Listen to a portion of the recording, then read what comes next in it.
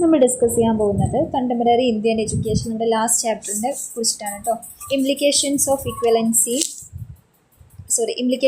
Equality of education opportunities എന്നാണ് നമ്മുടെ ചാപ്റ്ററിൻ്റെ പേര്.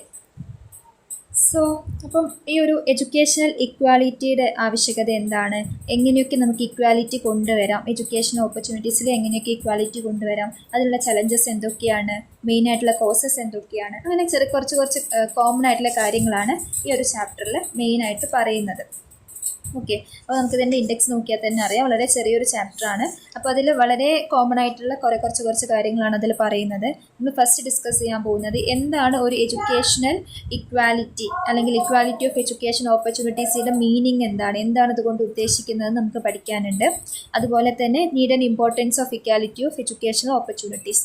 ഈ ഒരു എഡ്യൂക്കേഷണൽ മേഖലയിൽ എല്ലാവരിലേക്കും ഒരു ക്വാളിറ്റി അല്ലെങ്കിൽ ഈക്വലി എഡ്യൂക്കേഷൻ എത്തുന്നതിൻ്റെ ആവശ്യകത എന്താണ്, അതിൻ്റെ നീഡും ഇമ്പോർട്ടൻസും എന്തൊക്കെയാണ് നമുക്ക് പഠിക്കാനുണ്ട്.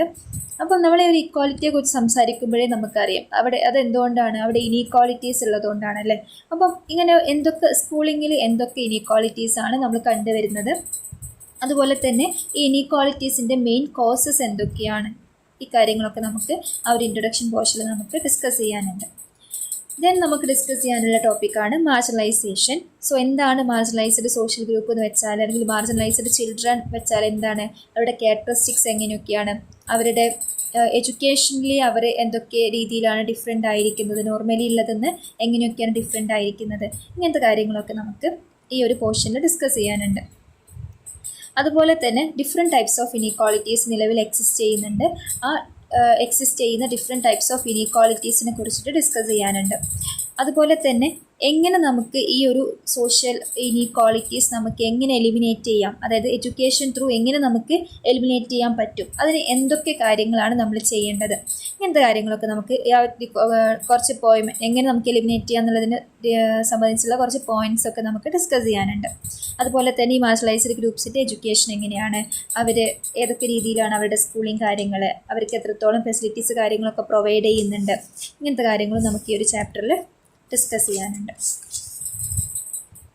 ഓക്കെ, ഇതാണ് നമ്മുടെ 5th chapter implications of equality of education opportunities. അപ്പോൾ അതിൽ വരുന്ന മെയിൻ ക്വസ്റ്റ്യൻസ് എന്ന് വെച്ചാൽ ഇതാണ്: what is the equality of education opportunities. അപ്പോൾ എന്തൊക്കെ ഉണ്ടെങ്കിലാണ് നമ്മളൊരു എഡ്യൂക്കേഷൻ ഓപ്പർച്യൂണിറ്റീസ് ഇക്വാലിറ്റി ഉണ്ടെന്ന് പറയുക. അതുപോലെ തന്നെ ഏതൊക്കെ രീതിയിലാണ് ഇനീക്വാളിറ്റീസ് ഉള്ളത്, അപ്പോൾ നമ്മുടെ കോൺസ്റ്റിറ്റ്യൂഷൻ ഇക്വാലിറ്റി എങ്ങനെയൊക്കെയാണ് അതിനെ ഡിസ്ക്രൈബ് ചെയ്യുന്നത്. അതുപോലെ തന്നെ ഇനീക്വാളിറ്റി എന്ന് വെച്ചാൽ എന്താണ്, ഡിഫറെൻറ്റ് ടൈപ്സ് എന്തൊക്കെയാണ്. അതുപോലെ തന്നെ മെയിൻ ആയിട്ടുള്ളൊരു ക്വസ്റ്റ്യനാണ് റോൾ ഓഫ് എഡ്യൂക്കേഷൻ. ഈ ഒരു ഇനീക്വാളിറ്റീസ് എലിമിനേറ്റ് ചെയ്യാൻ എഡ്യൂക്കേഷൻ്റെ റോൾ എന്തൊക്കെയാണ് എന്നുള്ള കാര്യങ്ങളൊക്കെ നമുക്ക് ഡീറ്റെയിൽ ആയിട്ട് ഈ ഒരു ചാപ്റ്ററിൽ ഡിസ്കസ് ചെയ്യാനുണ്ട് കേട്ടോ. ഇതിൽ തന്നെ നമ്മൾ വുമൺ എഡ്യൂക്കേഷൻ, അതുപോലെ തന്നെ ഡിഫറെൻറ്റ് മാർജിനലൈസ്ഡ് ഗ്രൂപ്പ്സിനെ നമ്മൾ കൺസിഡർ ചെയ്യും. അതായത് tribes groups, minority groups, woman, ആ ഒരു ഗ്രൂപ്പ്സിനൊക്കെ എങ്ങനെ എഡ്യൂക്കേഷൻ, അവർക്ക് എങ്ങനെ ഇക്വാലിറ്റി കിട്ടുന്നില്ല, എഡ്യൂക്കേഷനിൽ അവർക്ക് എങ്ങനെ ഇക്വാലിറ്റി കിട്ടുന്നില്ല, അങ്ങനത്തെ കുറച്ച് കാര്യങ്ങളൊക്കെ നമുക്ക് ഡിസ്കസ് ചെയ്യാനുണ്ട്. ഓക്കെ, അപ്പോൾ ഫസ്റ്റ് നമ്മൾ മനസ്സിലാക്കേണ്ട കാര്യം എന്ന് വെച്ചാൽ എന്താണ് ഈ ഒരു ഇക്വാലിറ്റി ഓഫ് എഡ്യൂക്കേഷൻ ഓപ്പർച്യൂണിറ്റീസ് കൊണ്ട് ഉദ്ദേശിക്കുന്നതെന്നാണ്. അപ്പോൾ നമ്മളൊരു ഡെമോക്രാറ്റിക് കൺട്രിയാണല്ലേ. ഇപ്പോൾ ഇന്ത്യ നമ്മൾ കൺസിഡർ ചെയ്യുമ്പോൾ ഇന്ത്യ ഒരു ഡെമോക്രാറ്റിക് കൺട്രിയാണ്. ഇപ്പോൾ നമ്മളെപ്പോഴും ഇക്വാലിറ്റിയിൽ ബിലീവ് ചെയ്യുന്നതാണ്. ഏതൊരു ഡെമോക്രസി ഫോളോ ചെയ്യുന്ന കൺട്രികളും അല്ലെങ്കിൽ ആളുകളും ഇക്വാലിറ്റിയിൽ ബിലീവ് ചെയ്യുന്നവരാണ്. അപ്പം ഈ ഒരു ഇക്വാലിറ്റി എന്ന് പറയുമ്പം അത് എല്ലാ മേഖലകളിലും എന്ത് വേണം, ഈക്വൽ ഓപ്പർച്യൂണിറ്റീസ് കാര്യങ്ങളൊക്കെ വേണം. അപ്പം നമ്മൾ എന്ത് ചെയ്യണം, എഡ്യൂക്കേഷൻ എന്നുള്ള നമ്മുടെ ഒരു സെക്ടറിലും നമ്മൾ എന്ത് ചെയ്യുന്നുണ്ട്, ഒരു ഇക്വാലിറ്റി അല്ലെങ്കിൽ ഡെമോക്രാറ്റിക് സെറ്റപ്പാണ് നമ്മൾ കൺസിഡർ ചെയ്യുന്നത്. അപ്പോൾ അവിടെ എന്ത് വേണം, ഇക്വാലിറ്റി വേണം. പിന്നെ എഡ്യൂക്കേഷൻ കൊടുക്കുന്നതിൻ്റെ ഒരു പർപ്പസ് എന്ന് വെച്ചാലും ആളുകളിലേക്ക് ഈ ഒരു ഡെമോക്രസി അല്ലെങ്കിൽ ഡെമോക്രാറ്റിക് കോൺസെപ്റ്റ് കാര്യങ്ങളിൽ എത്തണം ഉള്ളത് കൊണ്ടാണ് കേട്ടോ. അപ്പം ഒരു ക്വാളിറ്റി എഡ്യൂക്കേഷൻ്റെ മെയിൻ എയിം എന്ന് വെച്ചാൽ ഡെമോക്രസി എല്ലാവരിലേക്കും എത്തിക്കുക, അല്ലെങ്കിൽ എല്ലാവരെയും ആ ഒരു ചിന്തയിലേക്ക് എത്തിക്കുക, അല്ലെങ്കിൽ എല്ലാവർക്കും ഒരു ക്വാളിറ്റി ലൈഫ് സ്റ്റൈൽ കാര്യങ്ങൾ കൊടുക്കുക എന്നുള്ളതാണ്. അപ്പം ത്രൂ എഡ്യൂക്കേഷൻ നമുക്ക് എന്ത് ചെയ്യാൻ പറ്റും, ആളുകളെ ഈ ഒരു ഇക്വാലിറ്റിയെക്കുറിച്ചും ഈ ക്വാളിറ്റി എഡ്യൂക്കേഷനെ കുറിച്ചും അല്ലെങ്കിൽ അവരുടെ റൈറ്റ്സിനെ കുറിച്ചും അവരുടെ ഒരു ലൈഫ് സ്റ്റൈൽ കാര്യങ്ങളെക്കുറിച്ചൊക്കെ നമുക്ക് അവരെ ബോധവാന്മാരാക്കാൻ പറ്റും. അതാണ് മെയിനായിട്ടും ഈ ഒരു എഡ്യൂക്കേഷൻ്റെ മെയിൻ ഗോളായിട്ട് നമ്മൾ കൺസിഡർ ചെയ്യുന്നത്. അപ്പം ഇന്ത്യ നമ്മളിപ്പോൾ ആഫ്റ്റർ ഇൻഡിപെൻഡൻസ് നോക്കുകയാണെങ്കിൽ ഇന്ത്യ ഡെമോക്രാറ്റിക് ഫിലോസഫിയിൽ വിശ്വസിക്കുന്ന ഒരു കൺട്രിയാണ്. സോ അപ്പോൾ അത് എല്ലാ മേഖലകളിലും നമ്മൾ ആ ഒരു ഡെമോക്രാറ്റിക് രീതിയിൽ പോകാൻ വേണ്ടിയിട്ട് ശ്രമിക്കാറുണ്ട്. അതുകൊണ്ട് തന്നെ ഈ ഒരു എഡ്യൂക്കേഷൻ പർപ്പസിലും നമ്മൾ എന്ത് ചെയ്യുന്നത്, ഡെമോക്രാറ്റിക് കാര്യങ്ങളാണ് യൂസ് ചെയ്യുന്നത്. സോ അപ്പോൾ ഇത്രയും കാര്യങ്ങൾ നിങ്ങൾക്ക് എന്ത് എഴുതാം, ഈ ഒരു ഇന്ത്യൻ അല്ലെങ്കിൽ എഡ്യൂക്കേഷണൽ ഡെമോക്രസി ഇൻ ഇന്ത്യ അങ്ങനത്തെ ഒരു മീനിങ്ങിൽ നിങ്ങൾക്ക് എഴുതാൻ പറ്റും കേട്ടോ. അപ്പോൾ എന്ത് എഴുതാം, ഇന്ത്യ ഒരു ഡെമോക്രാറ്റിക് കൺട്രിയാണ്. സോ അപ്പോൾ എഡ്യൂക്കേഷൻ്റെ തന്നെ മെയിൻ ഗോൾ എന്ന് വെച്ചാൽ ഡിറ്റർമൈൻ ദിസ് ഡെമോക്രസി, എല്ലാവരിലേക്കും ആ ഒരു ഡെമോക്രാറ്റിക് രീതി എത്തിക്കുക എന്നുള്ളതാണ് മെയിനുള്ള ഗോളായിട്ട് നമ്മൾ പറയേണ്ടത്. നെക്സ്റ്റ് നമുക്ക് എന്ത് എഴുതണം, കുറച്ച് നിങ്ങൾ എന്ത് ചെയ്യുക, നിങ്ങൾ ടെക്സ്റ്റ് ബുക്കിൽ പറഞ്ഞിട്ടുള്ള കുറച്ച് ഡെഫിനിഷൻസ് ഉണ്ട്, അതിലേതെങ്കിലും ഒരു ഡെഫിനിഷൻസ് നിങ്ങൾ പഠിക്കാം. എച്ച് ഹാൽസേ, അതുപോലെ തന്നെ ബ്രിയാൻ സൈമൺ, ഇവരുടെയൊക്കെ മെയിൻ ആയിട്ടുള്ള സോഷ്യോളജിസ്റ്റാണ്. ഇവരുടെയൊക്കെ നല്ല നല്ല കുറച്ച് കൊട്ടേഷൻസ് കാര്യങ്ങൾ ഇതിൽ പറയുന്നുണ്ട്. ഓക്കെ, അപ്പം എച്ച് ഹാൽസേ പറയുന്നതെന്ന് വെച്ചാൽ the role of education must largely be to maintain a society of equals.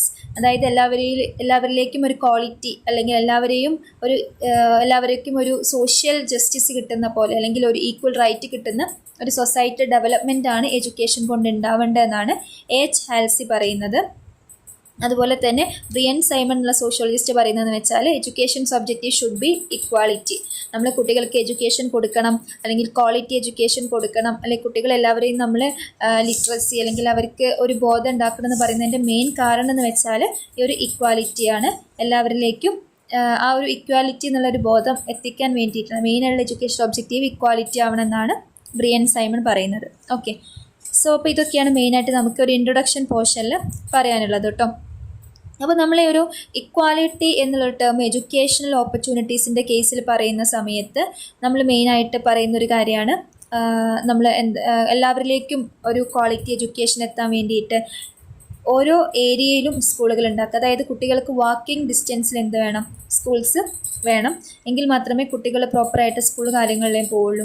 അതുപോലെ തന്നെ കുട്ടികൾക്ക് വേണ്ടിയിട്ട് റെസിഡൻഷ്യൽ സ്കൂൾസ് കാര്യങ്ങളൊക്കെ കൊണ്ടുവരിക. അതുപോലെ തന്നെ എല്ലാ ടൈപ്പ് കമ്മ്യൂണിറ്റീസിലുള്ള കുട്ടികൾക്കും അഡ്മിഷൻസ് കൊടുക്കുക. അതായത് ഒരിക്കലും നമ്മൾ ആ കുട്ടിയുടെ ഒരു കൾച്ചറോ കമ്മ്യൂണിറ്റിയോ കൺസിഡർ ചെയ്തിട്ട് അവരെ ഒരു ലോ ക്ലാസ് ഹൈ ക്ലാസ് എന്ന രീതിയിൽ ക്ലാസിഫൈ ചെയ്യരുത്. മെയിൻ പർപ്പസ് ഓഫ് എഡ്യൂക്കേഷൻ എന്ന് വെച്ചാൽ എല്ലാവരെയും ഈക്വലായി ട്രീറ്റ് ചെയ്യാനാണ്. അതുപോലെ തന്നെ മെയിൻ പർപ്പസ് ഓഫ് നമ്മൾ ഗോൾ ഓഫ് എഡ്യൂക്കേഷനായി കൺസിഡർ ചെയ്യുന്നത് എല്ലാവരിലേക്കും ഇക്വാലിറ്റി എത്തിക്കുക എന്നുള്ളതാണ് അല്ലേ. അപ്പം അവിടെ നമ്മൾ വേറെ ഡിസ്ക്രിമിനേഷനും അഡ്മിഷൻ്റെ കാര്യങ്ങളിലൊന്നും നോക്കേണ്ടതില്ല. എല്ലാവരിലേക്കും ഒരു ക്വാളിറ്റി എഡ്യൂക്കേഷൻ എത്തിക്കുന്നതായിരിക്കണം ഈ ഒരു എഡ്യൂക്കേഷൻ ഓപ്പർച്യൂണിറ്റീസ് അല്ലെങ്കിൽ എഡ്യൂക്കേഷണൽ ആ ഒരു സെക്ടറിൻ്റെ ഫംഗ്ഷൻ എന്ന് പറയുന്നത്. അതുപോലെ തന്നെ മെയിൻ ഒരു കാര്യമാണ് ഡ്രോപ്പ് ഔട്ട്സിൻ്റെ റേറ്റ് കുറയ്ക്കുക എന്നുള്ളത്. അതായത് പലപ്പോഴും കുട്ടികൾ അഡ്മിഷൻ എടുക്കും, പക്ഷേ പലപ്പോഴും കുട്ടികൾ അത് കണ്ടിന്യൂ ചെയ്യുന്നത് വളരെ കുറവാണ്. അപ്പോൾ പല സാഹചര്യങ്ങൾ കൊണ്ട് കുട്ടികൾ എന്ത് ചെയ്യും, ഇടയിൽ വെച്ച് പഠിത്തം നിർത്തും. പല കുട്ടികളും പാസ് ഔട്ട് ആയതിനു ശേഷം സ്കൂളിലേക്ക് വരില്ല. അങ്ങനെ ഒരുപാട് കാര്യങ്ങളുണ്ട്. അപ്പോൾ അങ്ങനത്തെ ഡ്രോപ്പ് ഔട്ട്സ് റേറ്റ്സ് കാര്യങ്ങളൊക്കെ കുറയ്ക്കുക.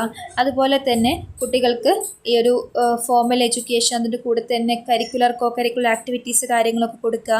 അതുപോലെ തന്നെ കുട്ടികളുടെ ഈ ഒരു ഡ്രോപ്പ് ഔട്ട്സ് കാര്യങ്ങളൊക്കെ കുറയ്ക്കാൻ വേണ്ടിയിട്ട് അവർക്ക് pre metric post metric stipend scholarships കാര്യങ്ങൾ കൊടുക്കുക, അങ്ങനെയൊക്കെ ചെയ്യുക. അതുപോലെ തന്നെ അവർക്ക് എന്ത് ചെയ്യുക, ഈ ഉച്ചക്കഞ്ഞി പോലെയുള്ള സംഭവങ്ങൾ കൊടുക്കുക. അതായത് പല കുട്ടികളും ഈ പോവർട്ടി കാരണമാണ് സ്കൂളിലേക്ക് എത്താത്തത്.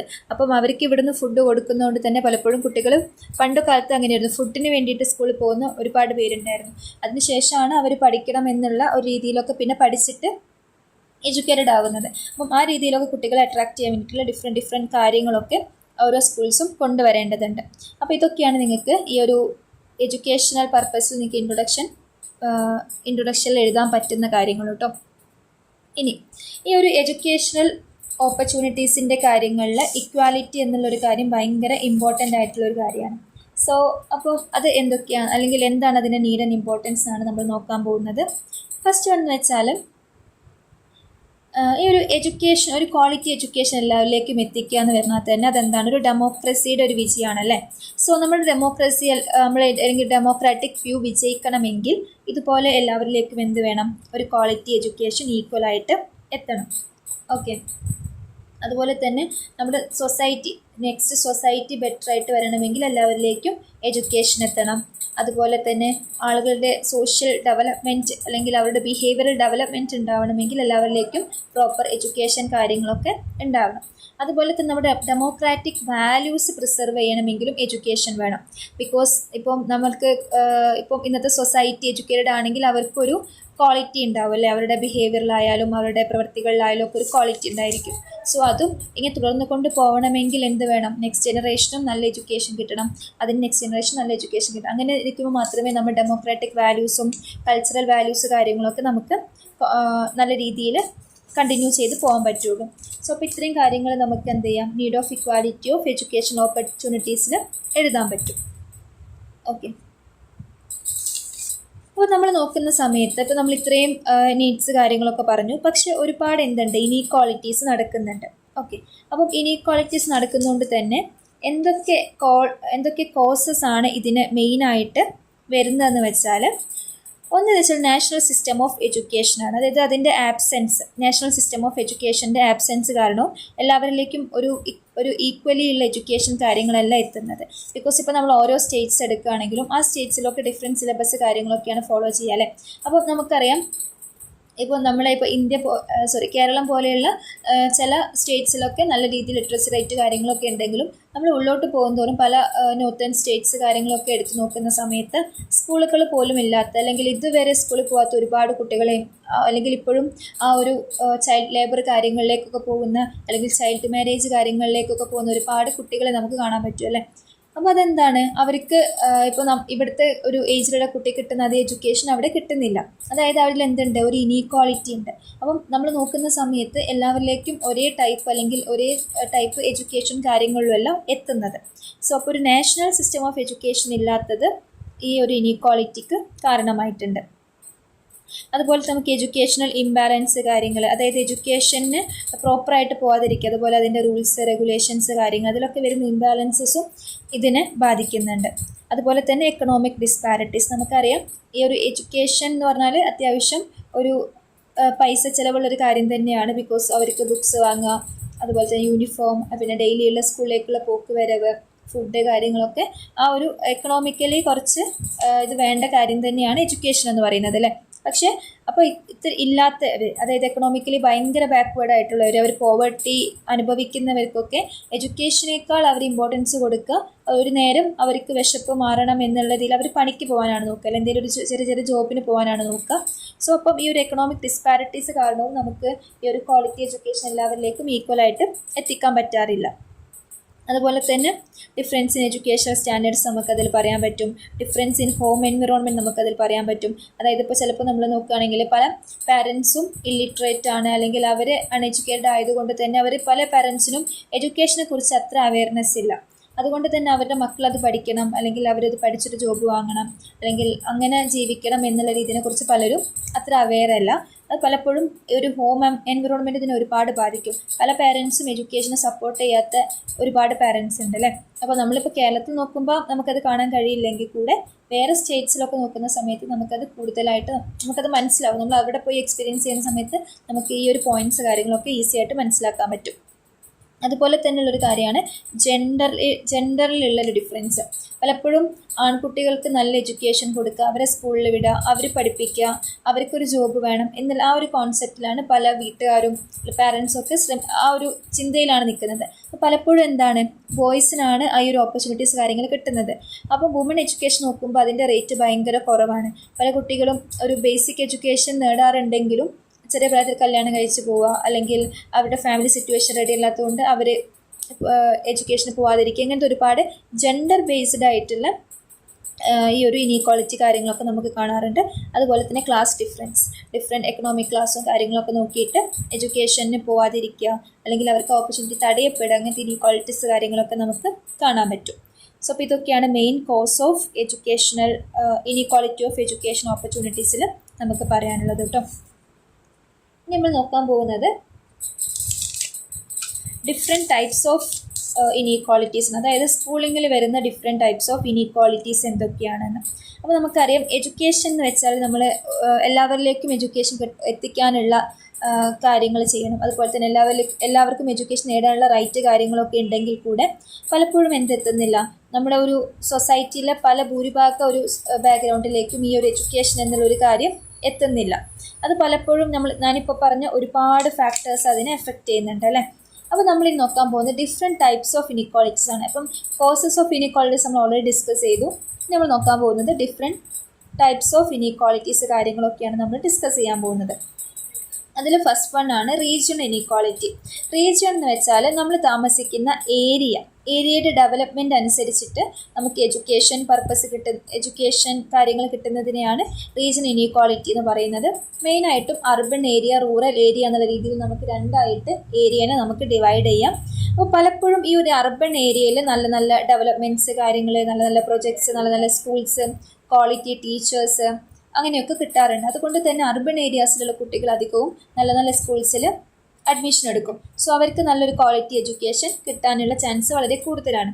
പക്ഷെ പലപ്പോഴും നമ്മൾ റൂറൽ ഏരിയ കൺസിഡർ ചെയ്യുന്ന സമയത്ത് അവിടെ നല്ല ഫെസിലിറ്റീസ് ഉള്ള സ്കൂൾസ് ഇല്ല, ഇൻഫ്രാസ്ട്രക്ചർ ഇല്ല, നല്ല ക്വാളിറ്റി ടീച്ചേഴ്സ് ഇല്ല. അപ്പം അങ്ങനത്തെ ഒരു സിറ്റുവേഷനിൽ പല കുട്ടികളും എന്ത് ചെയ്യില്ല, സ്കൂളിൽ പോകാൻ മടിക്കും. അതുപോലെ തന്നെ നല്ല ബാത്റൂമോ ഫെസിലിറ്റീസോ കാര്യങ്ങളൊന്നും ഇല്ലാത്തതുകൊണ്ട് പല കുട്ടികളും സ്കൂളിൽ പോവില്ല അല്ലേ. അപ്പം നമുക്കറിയാൻ പറ്റും ഈ ഇപ്പം സെയിം ഏജ് കാറ്റഗറിയിലെ കുട്ടികളാണെങ്കിൽ കൂടെ അർബൻ ഏരിയയിലുള്ള കുട്ടികൾക്ക് നല്ല എഡ്യൂക്കേഷൻ കിട്ടുന്നു, പക്ഷേ റൂറൽ ഏരിയയിലെ കുട്ടികൾക്ക് എഡ്യൂക്കേഷൻ കിട്ടുന്നില്ല. സോ അവിടെ എന്തുണ്ട്, ഒരു ഇനീക്വാളിറ്റി ഉണ്ട് അല്ലേ. So that is regional inequality നമുക്ക് പറയാൻ പറ്റും. ഓക്കെ, സോ അപ്പോൾ ഇതാണ് നമുക്ക് റീജിയൻ ഇനീക്വാളിറ്റിയിൽ പറയാൻ പറ്റുക. അപ്പം ഈ ഒരു എക്കണോമിക് ഗ്രോത്ത് കാര്യങ്ങളൊക്കെ ഇതിനെ ഭയങ്കരമായിട്ട് ഡിപ്പെൻഡ് ചെയ്യുന്നുണ്ട്. അതായത് നമ്മൾ എക്കണോമിക്കലി ഉള്ള പ്രശ്നം കാരണമാണ് ഈ റീജിയൻ ഇനീക്വാളിറ്റി ഉള്ളത്. അതായത് ഇപ്പം അർബൻ ഏരിയയിലുള്ള പോലെ തന്നെ റൂറൽ ഏരിയയിലും ഇതുപോലെയുള്ള ക്വാളിറ്റി ഇൻഫ്രാസ്ട്രക്ചർ കാര്യങ്ങളുള്ള സ്കൂൾസ് കാര്യങ്ങളുണ്ടെങ്കിൽ അവിടുത്തെ കുട്ടികൾക്കും എന്ത് കിട്ടും, ഈ ഒരു ക്വാളിറ്റി എഡ്യൂക്കേഷൻ കിട്ടും അല്ലേ. അപ്പം ഒരു എക്കണോമിക്കൽ ഗ്രോത്ത് കാര്യങ്ങളൊക്കെ ഇതിനെ ഡിപ്പെൻഡ് ചെയ്യുന്നുണ്ട്. അതുപോലെ തന്നെ ഇങ്ങനത്തെ ഒരു സ്കൂൾസിലൊക്കെ ഈ ക്വാളിഫൈഡ് ടീച്ചേഴ്സ് വർക്ക് ചെയ്യാനും മടി കാണിക്കാറുണ്ട്. സോ അപ്പോൾ ഒരു ക്വാളിഫൈഡ് ടീച്ചേഴ്സ് ഇല്ലാത്തതൊക്കെ ഈ ഒരു ഇനീക്വാളിറ്റിക്ക് കാരണമാവാറുണ്ട്. നെക്സ്റ്റ് നമുക്ക് ഇമ്പോർട്ടൻ്റ് ആയി പറയാൻ പറ്റുന്ന ഒരു കാര്യമാണ് ജെൻഡർ ഇനീക്വാളിറ്റി എന്ന് പറയുന്നത്. ജെൻഡർ ഇനീക്വാളിറ്റി ഇപ്പോൾ നമ്മൾ ഓൾറെഡി പറഞ്ഞു അല്ലേ. അതായത് എപ്പോഴും സ്ത്രീകളെപ്പോഴും ആണുങ്ങളുടെ അണ്ടറിൽ ജോലി ചെയ്യേണ്ടവരാണ് എന്നുള്ളൊരു കോൺസെപ്റ്റിൽ വിശ്വസിക്കുന്നത് കൊണ്ടാണ് ഈ ഒരു ജെൻഡർ ഇനീക്വാളിറ്റി ഇത്രയും കൂടുതലാണ് നമുക്ക് പറയാൻ പറ്റുക. അതായത് പലപ്പോഴും പാരൻസിൻ്റെ ഒരു അവയർനെസ് ഇല്ലായ്മയും നമുക്കിതിൽ കൺസിഡർ ചെയ്യാൻ പറ്റും. അപ്പോൾ പലപ്പോഴും പെൺകുട്ടികൾ ചെറിയ പ്രായത്തിൽ കല്യാണം കഴിപ്പിച്ച് വിടുന്നു. അപ്പം ആ രീതിയിൽ അവർ വീട്ടിൽ മാത്രം ഒതുങ്ങിക്കൂടുന്നു. ഇതൊക്കെ ഒരു ജെൻഡർ ഇനീക്വാളിറ്റി കാരണമാവാറുണ്ട്. അതുപോലെ തന്നെ പലപ്പോഴും നമ്മളൊരു വീട്ടിലൊരു എൻവിറോൺമെൻറ്റ് വെച്ച് നോക്കുകയാണെങ്കിൽ ആൺകുട്ടികളാണ് പഠിക്കാനും ഏൺ ചെയ്യാനും ജോലിക്ക് പോകാനും ഒക്കെ വില്ലിങ് എന്നുള്ളൊരു കോൺസെപ്റ്റിലാണ് പല ഫാമിലീസ് ഇപ്പോഴും വിശ്വസിക്കുന്നത്. സോ അപ്പം ഇങ്ങനത്തെ ചില കാര്യങ്ങളും ഈ ഒരു ജെൻഡർ ഇനീക്വാളിറ്റി ഉണ്ടാകാൻ വേണ്ടിയിട്ട് കാരണമായിട്ടുണ്ട്. സോ അപ്പോൾ ഇത് എഡ്യൂക്കേഷനിലെയും ഇത് ബാധിച്ചിട്ടുണ്ട്. അപ്പോൾ ആ കാര്യങ്ങളൊക്കെ നിങ്ങൾക്ക് എന്ത് എഴുതാം, ജെൻഡർ ഇനീക്വാളിറ്റി എന്നുള്ള അണ്ടറിൽ എഴുതാൻ പറ്റും. Next is caste and social group based inequality. അപ്പോൾ നമ്മൾ നോക്കുകയാണെങ്കിൽ ഇപ്പോൾ പണ്ട് കാലങ്ങളിലൊക്കെ ആണെങ്കിൽ ഈ കാസ്റ്റ് സിസ്റ്റവും ഒക്കെ ഭയങ്കര കൂടുതലായിരുന്നു.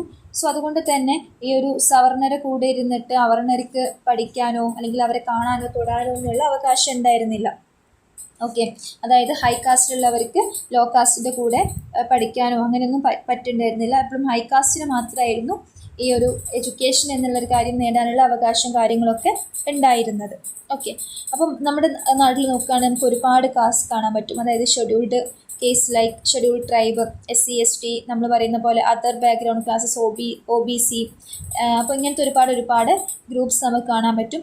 പലപ്പോഴും ഇവർ എഡ്യൂക്കേഷനിൽ പണ്ട് കാലത്ത് ഭയങ്കര ബാക്ക്വേർഡ് നിന്നിട്ടിരുന്ന ആളുകളായിരിക്കും. അതായത് ഇവർക്ക് പ്രൊബൽ എഡ്യൂക്കേഷനുള്ള ഫെസിലിറ്റീസ് കാര്യങ്ങളൊന്നും ഉണ്ടായിരുന്നില്ല, അതിനുള്ള അവകാശം കാര്യങ്ങളൊന്നും ഉണ്ടായിരുന്നില്ല.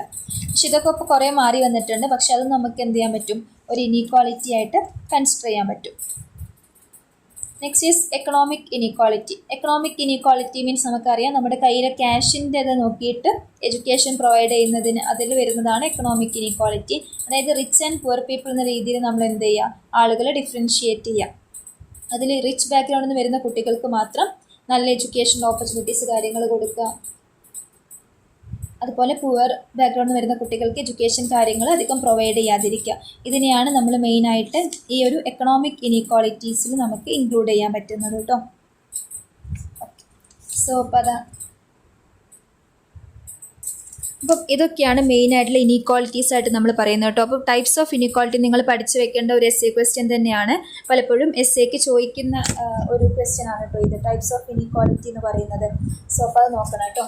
സോ അപ്പോൾ ഇനീക്വാളിറ്റി എന്താണെന്നൊക്കെ നോക്കുക. അപ്പോൾ പലപ്പോഴും എസ് എക്ക് ചോദിക്കുന്നതാണ് ഈ ഒരു ഇനീക്വാളിറ്റിയെ കുറിച്ച്, ഇനീക്വാളിറ്റി ഇൻ സ്കൂളിംഗ് എന്നുള്ളൊരു കോൺസെപ്റ്റിനെ കുറിച്ചിട്ട് എസ് എ എഴുതാൻ വരും. സോ അപ്പോൾ നിങ്ങൾ ഇൻട്രൊഡക്ഷൻ പോർഷനിൽ എന്ത് എഴുതണം, എന്താണ് ഇനീക്വാളിറ്റി എന്ന് എഴുതണം. അതുപോലെ തന്നെ ഇനീക്വാളിറ്റി ഇൻ സ്കൂൾസിനെ കുറിച്ച് എഴുതുക.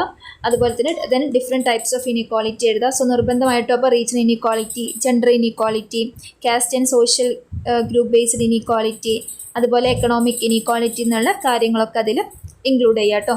ദെൻ നിങ്ങൾക്ക് എഴുതാൻ പറ്റുന്നൊരു ഹെഡിങ് ആണ് കോസസ് ഓഫ് ഇനീക്വാളിറ്റി. നമ്മളിപ്പോൾ അത് ആദ്യം പറഞ്ഞു. ഇനിയിപ്പോൾ നിങ്ങൾക്ക് ഇത് ഡിഫറൻഷ്യേറ്റ് ചെയ്ത് പഠിക്കേണ്ട ആവശ്യമില്ല, ബിക്കോസ് ടൈപ്സ് ഓഫ് ഇനീക്വാളിറ്റി തന്നെയാണ് കോസസ് ഓഫ് ഇനീക്വാളിറ്റിയിൽ എഴുതിയാൽ മതി. അതായത് ഇത്രയും ടൈപ്സിൽ ഇനീക്വാളിറ്റി ഉള്ളതിൻ്റെ കാരണം എന്താണ്, ആ ഒരു ടൈപ്പ് തന്നെയാണ് അതിൻ്റെ കാരണം. അപ്പോൾ നിങ്ങൾക്ക് കോസസ് ഓഫ് ഇനീക്വാളിറ്റി എങ്ങനെ എഴുതാം, കാസ്റ്റ് എഴുതാം, സോഷ്യൽ സ്ട്രാറ്റിഫിക്കേഷൻ എഴുതാം, അതുപോലെ റിലീജിയൻ എഴുതാം, lack of national education system ഞാൻ നേരത്തെ പറഞ്ഞു, അതുപോലെ തന്നെ ജെൻഡർ ബേസ്ഡ് ഉള്ള കാര്യങ്ങൾ എഴുതാം. അങ്ങനത്തെ കാര്യങ്ങളൊക്കെ നിങ്ങൾക്ക് എന്ത് ചെയ്താൽ, അതുപോലെ റീജിയണൽ ഡിസ്ക്രിമിനേഷൻ കാര്യങ്ങൾ, അതായത് ടൈപ്സ് ഓഫ് ഇനീക്വാളിറ്റീസിൽ എന്താണോ പറയുന്നത് അതുതന്നെയാണ് കോഴ്സിലും എഴുതേണ്ടത് കേട്ടോ. അപ്പോൾ അത് സെപ്പറേറ്റ് പഠിക്കേണ്ട ആവശ്യമില്ല, രണ്ടും സെയിം പോയിൻ്റ് ആയിട്ട് നിങ്ങൾക്ക് പറയാൻ പറ്റും. ഓക്കെ, ദെൻ നമ്മുടെ ഒരു കോൺസ്റ്റിറ്റ്യൂഷൻ നമ്മുടെ ഈ ഒരു ഡിഫറെൻറ്റ് ആർട്ടിക്കിൾസിലൂടെ കൂടിയിട്ട് ഈ ഒരു ഇക്വാലിറ്റി കാര്യങ്ങളെക്കുറിച്ചൊക്കെ ഒരുപാട് എക്സ്പ്ലെയിൻ ചെയ്തിട്ടുണ്ട്. നമ്മുടെ കോൺസ്റ്റിറ്റ്യൂഷൻ പ്രൊവിഷൻസ് അത് ഡിഫറെൻറ്റ് ആർട്ടിക്കിൾസിലൂടെ എന്തൊക്കെയാണ് നമ്മുടെ ഈ ഒരു ഇക്വാലിറ്റിയിൽ ഉൾപ്പെടുന്നത്, എന്തൊക്കെയാണ് നമ്മുടെ അവകാശങ്ങൾ, കാര്യങ്ങൾ, എന്തൊക്കെയാണ് as A citizen, Indian citizen നമുക്ക് കിട്ടേണ്ട അവകാശങ്ങൾ, കാര്യങ്ങളൊക്കെ പറയുന്നുണ്ട്. അപ്പോൾ ഒരിക്കലും നമ്മുടെ കോൺസ്റ്റിറ്റ്യൂഷൻ ഡിസ്ക്രിമിനേഷൻ കാര്യങ്ങളെ ഒന്നും പ്രൊമോട്ട് ചെയ്യുന്ന ഒരു കാര്യമല്ല. അതായത് there is no discrimination between people എന്നാണ് പറയുന്നത്, ഏതൊരു കാര്യത്തിലായാലും. അതുപോലെ തന്നെ എല്ലാവരിലേക്കും ഇക്വാലിറ്റി എന്നുള്ള രീതിയിലേക്ക് എത്തണം, അതായത് ഈക്വൽ ഓപ്പർച്യൂണിറ്റീസ് എല്ലാവർക്കും കിട്ടണം എന്നൊക്കെയാണ് നമ്മുടെ കോൺസ്റ്റിറ്റ്യൂഷൻ പറയുന്ന മെയിനായിട്ടുള്ള കാര്യങ്ങൾ. ഓക്കെ, അപ്പോൾ നമ്മുടെ ഈ ഒരു കോൺസ്റ്റിറ്റ്യൂഷൻ്റെ അണ്ടറിൽ ഈ caste based, sex based, religion based, regional, race, language based ഒക്കെയുള്ള ഈ ഒരു ഡിസ്ക്രിമിനേഷൻ കാര്യങ്ങളൊക്കെ എലിമിനേറ്റ് ചെയ്യാൻ വേണ്ടിയിട്ട് ഒരുപാട് ആർട്ടിക്കിൾസ് കാര്യങ്ങളും ലോസ് കാര്യങ്ങളൊക്കെ പറയുന്നുണ്ട്. ഓക്കെ, സോ അപ്പം അതൊക്കെയാണ് നമുക്ക് മെയിനായിട്ടും ഈ ഒരു കോൺസ്റ്റിറ്റ്യൂഷൻ പ്രൊവിഷനിൽ പറയുന്ന ഇക്വാലിറ്റി ബേസ് ചെയ്തിട്ട് പറയാനുള്ളത്. അപ്പോൾ നിങ്ങൾ എന്ത് ചെയ്യുക, ഇപ്പം നിങ്ങളുടെ ഈ PPT കാണുന്ന പോലത്തെ ഈ ഒരു ആർട്ടിക്കിൾസ് നിങ്ങൾ പഠിക്കട്ടോ. അതായത് ആർട്ടിക്കിൾസിൻ്റെ പേര് പഠിക്കുന്നില്ലെങ്കിൽ കൂടെ നിങ്ങൾ എന്ത് ചെയ്യണം, ഏതൊക്കെയാണ് മെയിനായിട്ടുള്ള ലോസ് കാര്യങ്ങൾ പഠിക്കുക. അതിൽ ആർട്ടിക്കിൾ 14 പറയുന്നതാണ് ഇക്വാലിറ്റി ബിഫോർ ദ ലോ. അതായത് നമ്മുടെ ഇന്ത്യൻ കോൺസ്റ്റിറ്റ്യൂഷൻ്റെ മുന്നിൽ എല്ലാവരും എന്താണ്, ഈക്വലാണ്. അത് നമ്മൾ പ്രത്യേകിച്ച് അവിടെ റിലീജിയൻ ബേസോ അല്ലെങ്കിൽ നമ്മുടെ ലാംഗ്വേജ് ബേസോ കൾച്ചറൽ ബേസോ നോക്കുന്നില്ല, എല്ലാവരും ഈക്വലാണ്. അതുപോലെ തന്നെ എല്ലാവർക്കും ഇക്വാലിറ്റി ഉണ്ട്.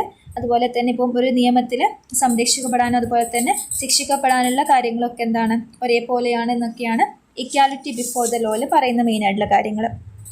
നെക്സ്റ്റ് വൺ ആണ് ആർട്ടിക്കിൾ 15 പറയുന്നത് elimination of discrimination on grounds of religion, race, caste, sex or place of birth. അതായത് ഇത്രയും കാര്യങ്ങളുടെ പേരിലുള്ള ഡിസ്ക്രിമിനേഷൻ കാര്യങ്ങളൊക്കെ എലിമിനേറ്റ് ചെയ്യണം. സോ അങ്ങനത്തെ കാര്യങ്ങളൊക്കെ എന്താണ്, തെറ്റാണ്. അങ്ങനെ ഡിസ്ക്രിമിനേറ്റ് ചെയ്യുന്നതൊക്കെ തെറ്റാണ്. അപ്പോൾ ഓരോ ഇൻഡിവിജ്വലിന് എന്തുണ്ട്, അങ്ങനെ ആരെങ്കിലും നമ്മളെ ഈ ഇത്തരം കാര്യങ്ങളിലൊക്കെ നമ്മൾ ഡിസ്ക്രിമിനേറ്റ് ചെയ്യുന്നുണ്ടെങ്കിൽ അതിനെതിരെ പോരാടാനുള്ള അവകാശമുണ്ട്. നെക്സ്റ്റ് ആർട്ടിക്കിൾ 16 പറയുന്നതാണ് equal opportunities for state services. അതായത് ഇപ്പോൾ നമ്മളൊരു സ്റ്റേറ്റ് സർവീസിൽ അല്ലെങ്കിൽ ഗവൺമെൻറ് ജോബിൽ കാര്യങ്ങളിലൊക്കെ നമ്മൾ കയറുന്ന സമയത്ത് അതിനൊക്കെ എന്താണ്, ഈക്വൽ ഓപ്പർച്യൂണിറ്റീസ് കാര്യങ്ങളാണ്. അതായത് നമ്മൾ പ്രോപ്പറായിട്ടുള്ള എക്സാംസ് കാര്യങ്ങളൊക്കെ എഴുതിയിട്ട് അതിലെ വേക്കൻസി കാര്യങ്ങളൊക്കെ നോക്കിയിട്ടൊക്കെയാണല്ലോ കയറേണ്ടത്. സോ അതാണ് പറയുന്നത്. അല്ലാതെ ഇപ്പോൾ പ്രത്യേക കാസ്റ്റിന് അതിൽ ഒരു പരിഗണന അല്ലെങ്കിൽ പ്രത്യേക റിലീജിയൻ അതിൽ പരിഗണന കാര്യങ്ങളൊന്നും ഇല്ല.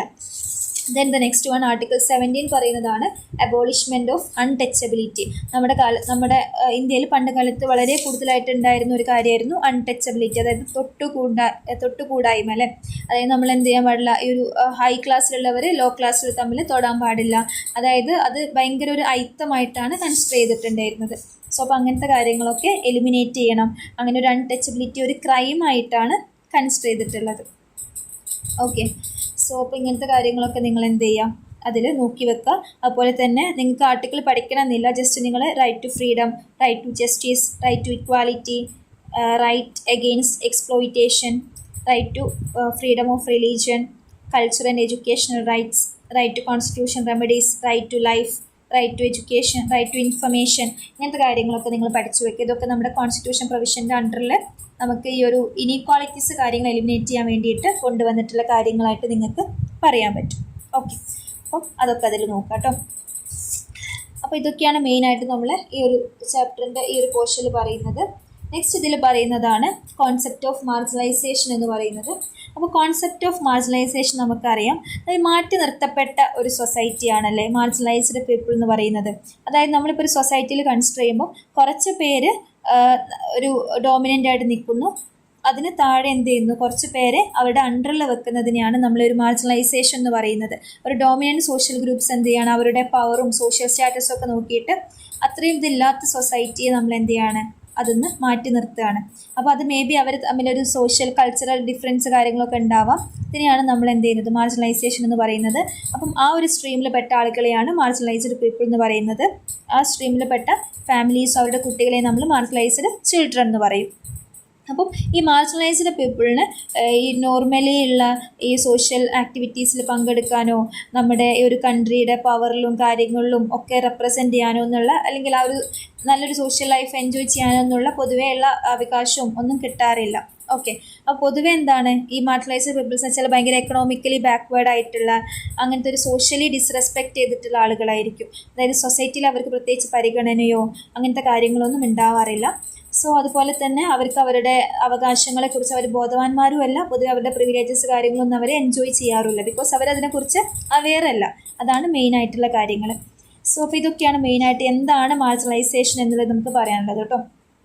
അപ്പം നമ്മൾ ഒരു മാർജിനലൈസ്ഡ് പീപ്പിൾസിൻ്റെ ഒരു ക്യാരക്ടറിസ്റ്റിക്സ് നമ്മൾ നോക്കുകയാണെങ്കിൽ, മാർജിനലൈസ്ഡ് പീപ്പിൾസ് പൊതുവേ എന്താണ്, മെയിൻ സ്ട്രീം ഓഫ് സൊസൈറ്റിയിൽ നിന്ന് മാറി താമസിക്കുന്നവരാണ്.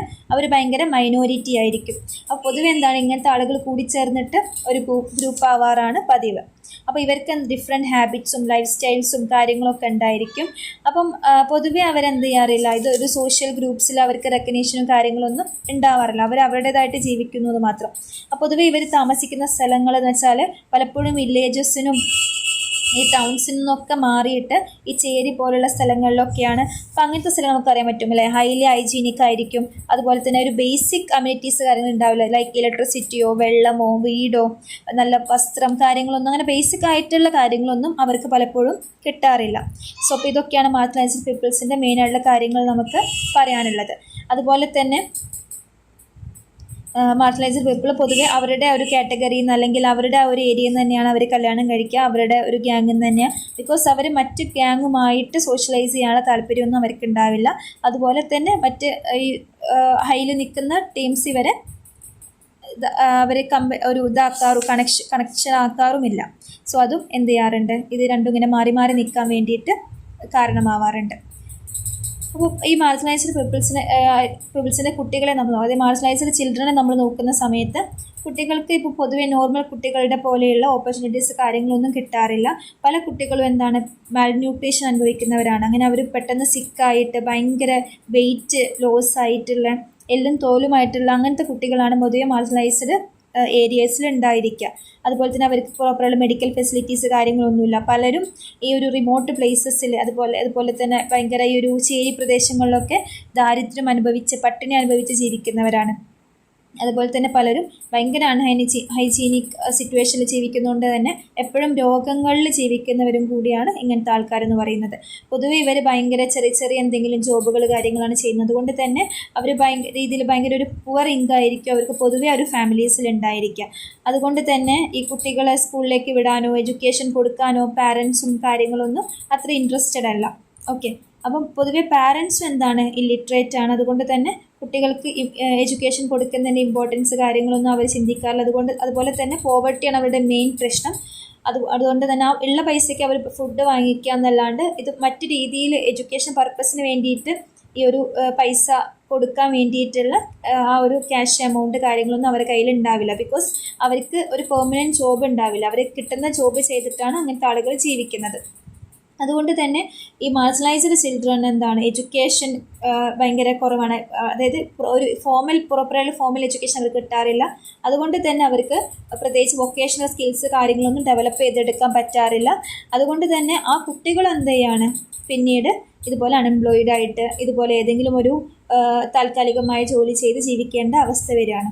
അതുകൊണ്ടാണ് മാർജിനലൈസ്ഡ് പീപ്പിൾസ് പൊതുവേ അങ്ങനെ തന്നെ തുടർന്നു കൊണ്ട് പോകുന്നത്. ബിക്കോസ് അതിൽ ഏതെങ്കിലും ഒരു സൊസൈറ്റി അല്ലെങ്കിൽ ഏതെങ്കിലും ഒരു ഗ്രൂപ്പ് മാറ്റി ചിന്തിച്ചാൽ മാത്രമേ ആ ഒരു സിസ്റ്റത്തിലെ കുട്ടികൾ നല്ല രീതിയിൽ വളർന്നു വരുള്ളൂ.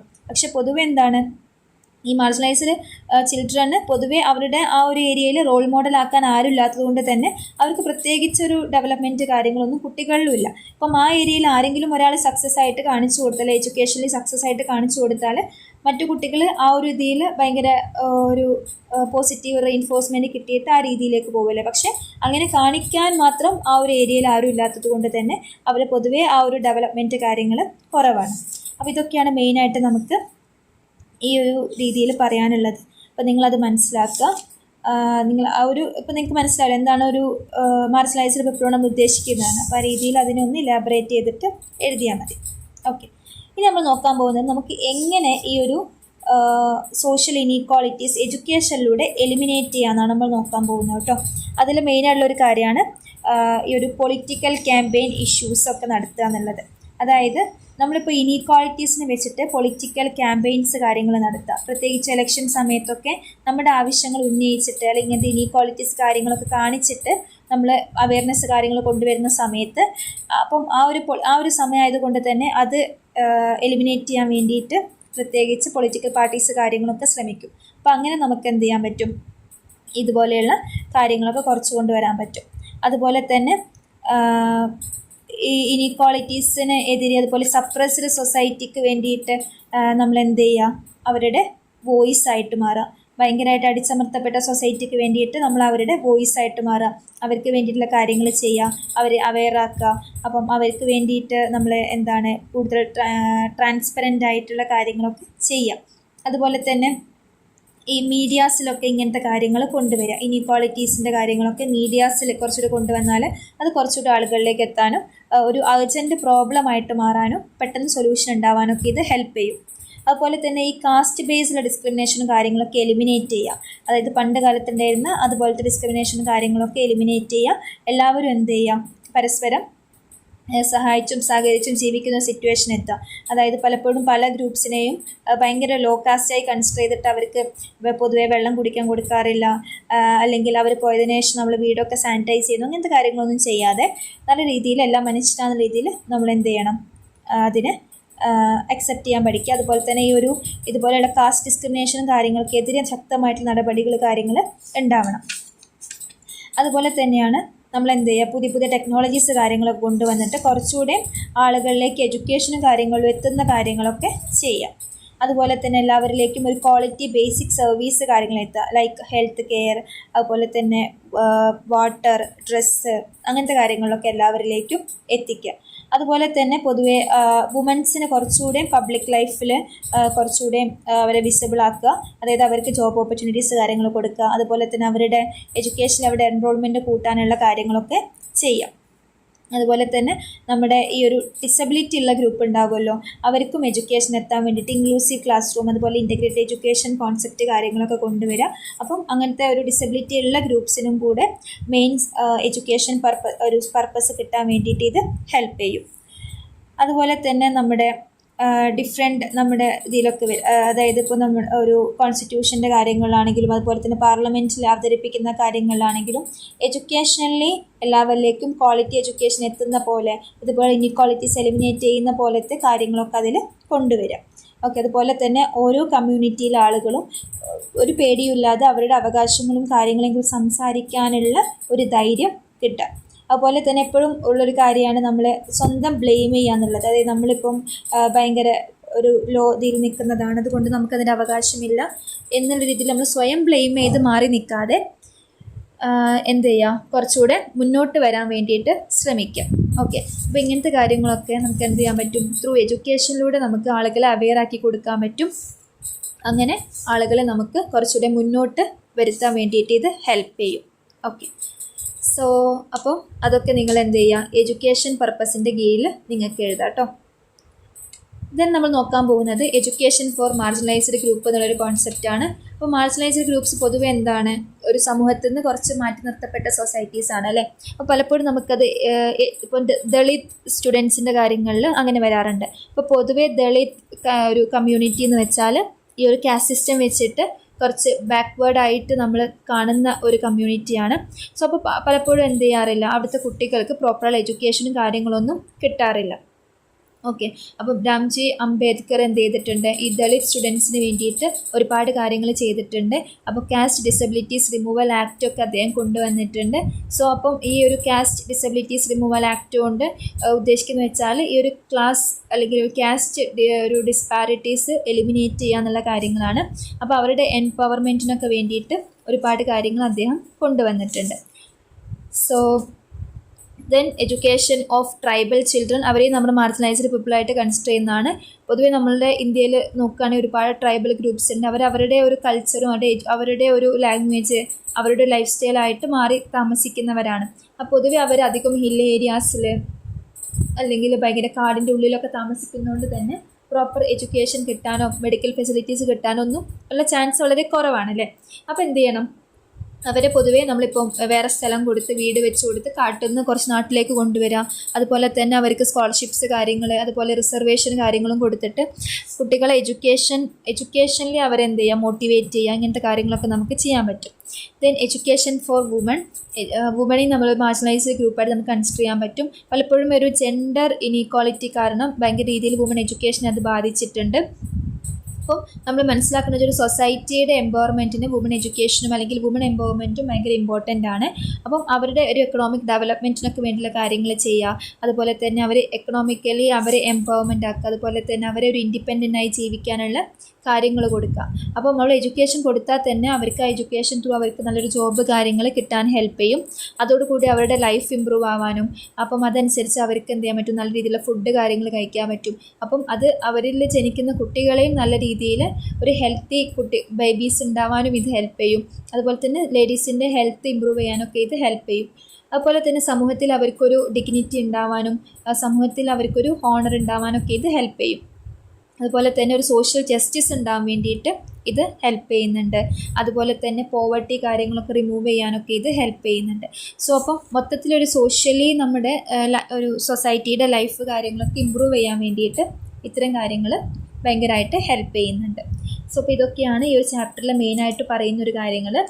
സോ അപ്പോൾ നമ്മൾ ഇതിൽ ഡിസ്കസ് ചെയ്ത കാര്യം എന്ന് വെച്ചാൽ നമ്മൾ എന്താണ് ഇനീക്വാളിറ്റീസ് കാര്യങ്ങൾ, എന്താണ് ഇക്വാലിറ്റി ഇൻ എഡ്യൂക്കേഷൻ ഓപ്പർച്യൂണിറ്റീസ് നമ്മൾ ഡിസ്കസ് ചെയ്തു, അതിൻ്റെ മീനിങ്, നീഡ്, ഇമ്പോർട്ടൻസ് കാര്യങ്ങളൊക്കെ ഡിസ്കസ് ചെയ്തു. പിന്നെ ഇതിലൊരു ഇമ്പോർട്ടൻറ്റ് എസ്സേ ക്വസ്റ്റ്യൻ ആണ് ഇനീക്വാളിറ്റി ഇൻ സ്കൂളിംഗ് എന്ന് പറയുന്നത്. സോ ഇനീക്വാളിറ്റി ഇൻ സ്കൂളിംഗ് നിങ്ങൾ എന്താണ് ഫസ്റ്റ് ഇക്വാലിറ്റിയെ കുറിച്ച് എഴുതുക, പിന്നെ എന്താണ് ഇനീക്വാളിറ്റി എന്ന് എഴുതുക. അതിൻ്റെ ഡിഫറെൻറ്റ് ടൈപ്സ് ഓഫ് ഇനീക്വാളിറ്റി ഉണ്ടല്ലോ, നമ്മൾ നേരത്തെ പറഞ്ഞ റീജിയൻ ഇനീക്വാളിറ്റി, അതുപോലെ തന്നെ ജെൻഡർ ഇനീക്വാളിറ്റി എന്ന് പറഞ്ഞിട്ട് different types of inequality discuss ചെയ്തു. ദെൻ അതിൻ്റെ അണ്ടറിൽ ഏതാണ് കോസസ് ഓഫ് ഇനീക്വാളിറ്റി, അത് നമ്മൾ ഏതാണോ ടൈപ്സ് എഴുതുന്നത് അത് തന്നെയാണ് കോസസിലും എഴുതേണ്ടത്. ദെൻ ഒരു ഇതും കൂടി എഴുതി, അതായത് ജസ്റ്റ് ഒരു കൺക്ലൂഷൻ കൂടി എഴുതി കഴിഞ്ഞാൽ ആ ഒരു എസ്സേ കംപ്ലീറ്റ് ആവും. ദെൻ നമ്മൾ ഇമ്പോർട്ടൻ്റ് ഡിസ്കസ് ചെയ്യുന്നൊരു കാര്യമാണ് മാർജിനലൈസ്ഡ് ഗ്രൂപ്പ്സിൻ്റെ ഒരു കാര്യം. അപ്പോൾ എന്താണ് മാർജിനലൈസ്ഡ് ഗ്രൂപ്പ്സ് നോക്കണം, ഏതൊക്കെ കാറ്റഗറീസാണ് അതിൽ വരികയെന്ന്. അതായത് ഇപ്പോൾ ട്രൈബൽ ഗ്രൂപ്പ് നമ്മൾ പറഞ്ഞു, കാസ്റ്റിൻ്റെ ഡിഫറൻസ് നമ്മൾ പറഞ്ഞു, വുമണൊക്കെ പറഞ്ഞു, ഇതൊക്കെ മാർജിനലൈസ്ഡ് ഗ്രൂപ്പിൽ വരുന്നതാണ്. അവരുടെ ക്യാരക്ടറിസ്റ്റിക്സ് എന്താണ്, അവരെന്തൊക്കെ ഇനീക്വാളിറ്റീസാണ് എക്സ്പീരിയൻസ് ചെയ്യുന്നത് എന്നുള്ള കാര്യങ്ങളൊക്കെ നിങ്ങൾ അതിലെഴുതാം. ദെൻ നിങ്ങൾ എന്തും കൂടെ പഠിക്കണം, നമ്മുടെ കോൺസ്റ്റിറ്റ്യൂഷൻ പ്രൊവിഷനിൽ പറഞ്ഞിരിക്കുന്ന ഡിഫറെൻറ്റ് ആർട്ടിക്കിൾസ് അറിയില്ലെങ്കിലും just equality before the law അല്ലെങ്കിൽ right to freedom, right to justice, അങ്ങനെ ഏതൊക്കെയാണ് റൈറ്റ് എന്നുള്ളത് ജസ്റ്റ് ഒന്ന് മനസ്സിലാക്കി വെക്കുക കേട്ടോ. അപ്പോൾ മെയിനായിട്ടും ഇത്രയും കാര്യങ്ങളാണ് നമുക്ക് ഈ ഒരു ചാപ്റ്ററിൽ പറയാനുള്ളത്. Okay, so that's all about the chapter.